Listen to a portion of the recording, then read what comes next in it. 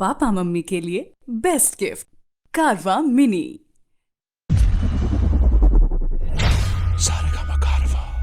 सुनिए 2.0 पर।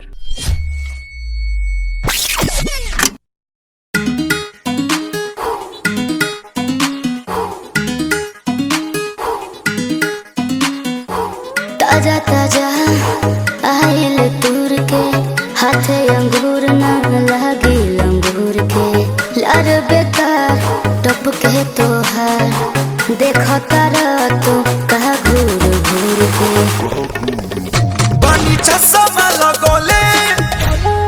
अच्छा बानी चश्मा लगोले दूरबीन जइसन हारमोनिया बजावतानी बीन जइसन हाके नाच रे पतर की नागिन जइसन तया के नाच रे पतर की नागिन जइसन। अरे बनावे बजाओ बजाओ बजाओ बजाओ।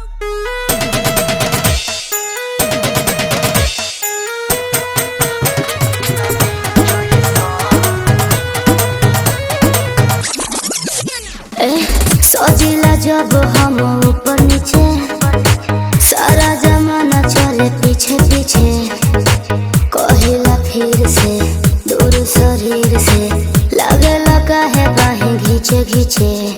अरे बोलो अरे बोलो हई तबला आवाज क्या आज तबला आवाज करे तीन जइसन हई ताल पर तू धिनक धिनक दिन दिन जइसन हाया के नाच रे पतर की नागिन जइसन नाच हाया के नाच रे पतर की नागिन जइसन।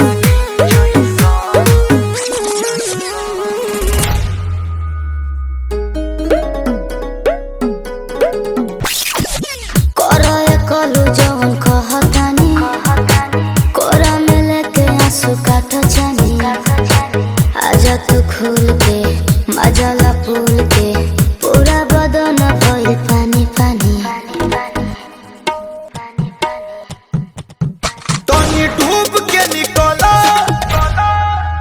ओहो हो तनी डूब के निकला डॉल्फिन जइसन तोरा ओठ के सवाद नमकीन जइसन हाया के नाच रे पतर की नागिन जइसन हाया के नाच रे पतर की नागिन जइसन।